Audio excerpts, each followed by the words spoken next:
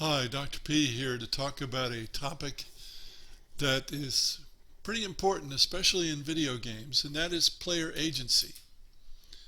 And the usual caveats that these slides are pretty wordy for people who are hearing impaired, but I expect most people to listen rather than look at the slides. This is related to one of the great divides in games. This divide is posed in several ways. You have rules emergent, which is open versus progressive, which is closed, or sandbox, which is open, versus linear, which is closed. The first of each pair can also lead to strong player agency. The second almost never does. And I'll add a third one, games, which are open versus puzzles, which are closed.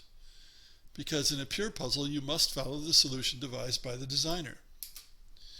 So, what is player agency?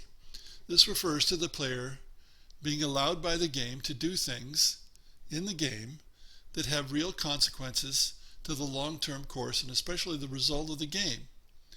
Not just winning and losing, but the general outcome. This is especially important in single-player games.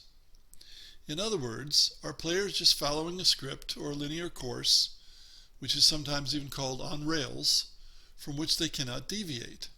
Or do they have the opportunity to make decisions that cause their long-term results to be significantly different from another player's? And probably most of you who are into video games have heard of the big hoo-ha that occurred when Mass Effect 3 came out and players discovered that at the end, although they had three supposed choices, they all amounted to the same thing. Just three different colors, really. Mass Effect had been touted as a game where there was lots of player agency, and yet in the end there wasn't. And this really made people angry.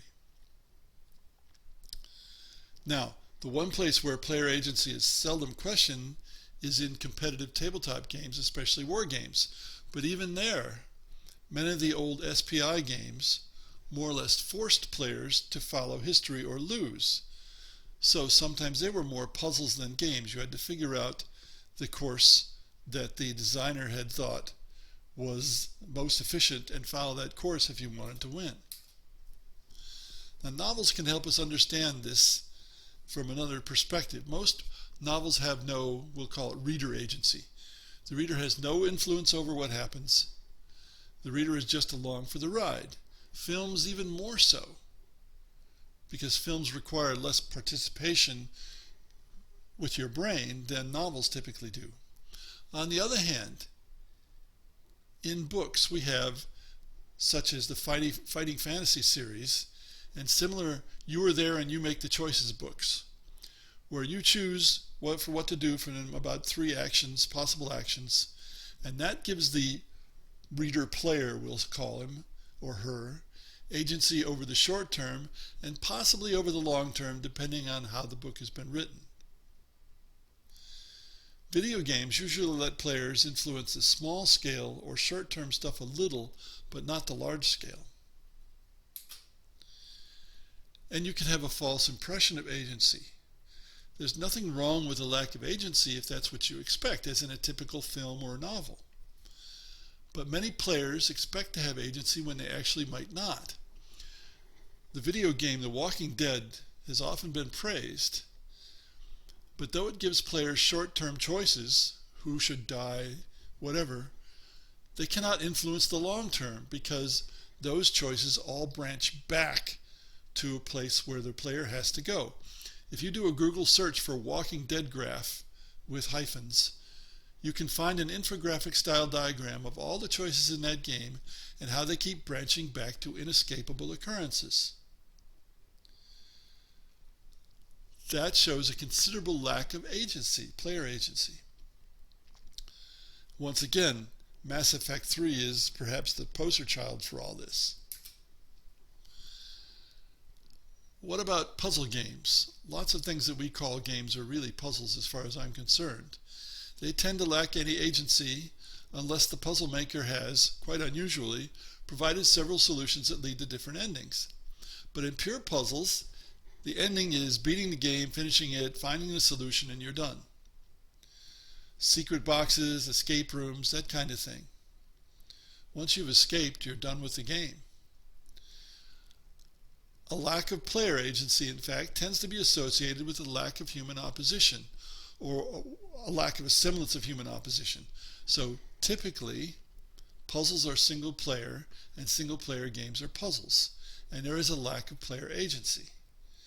Now, you still have the opportunity to make decisions that let you succeed or not, but since you can do the puzzle over and over again, sooner or later you will succeed if you're persistent. And when you succeed, the result will, in most puzzles, always be the same.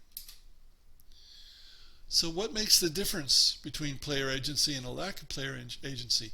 It's choices that matter, as opposed to choices that lead in the same direction regardless of what you choose. The choices in The Walking Dead seem to be important, but in the end they don't matter. So something that provides player agency is essentially a story that branches and doesn't come back to the same place. It continues to branch. And here is a reference for an online article that particularly describes this and shows this well. Now you might say, why not agency? Why don't so many games provide player agency? It's because it's a lot of work, which means a lot of money. Each additional possibility in those branching stories in most video games requires additional content, quote unquote. And content costs money. In opposed games, the other players provide the variation and the opportunity for agency. It's not always true that there is agency, even in an opposed game.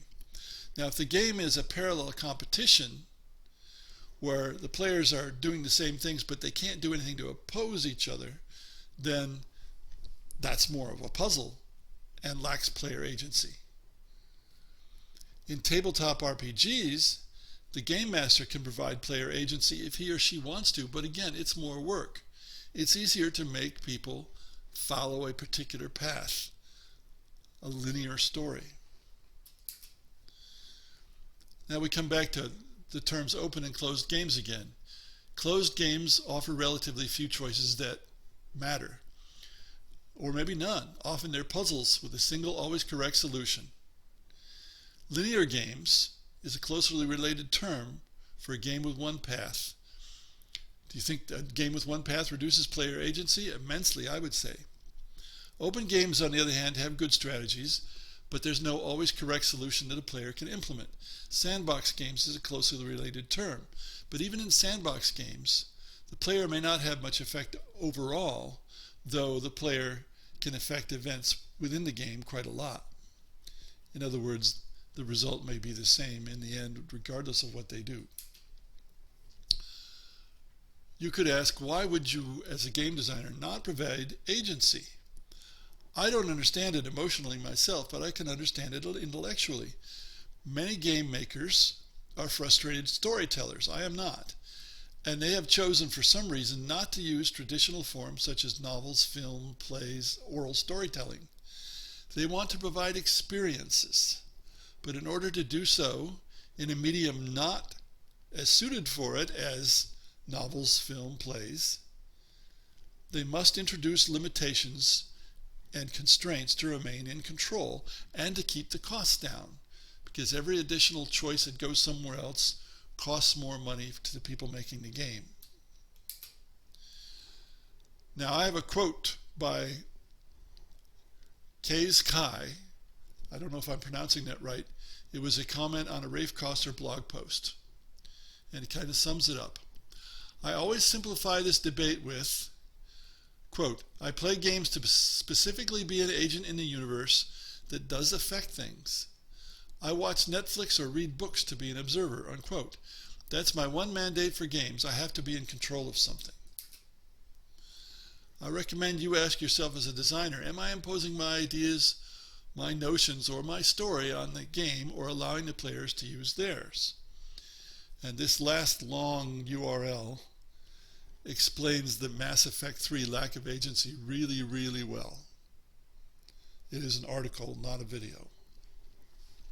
Thanks for listening.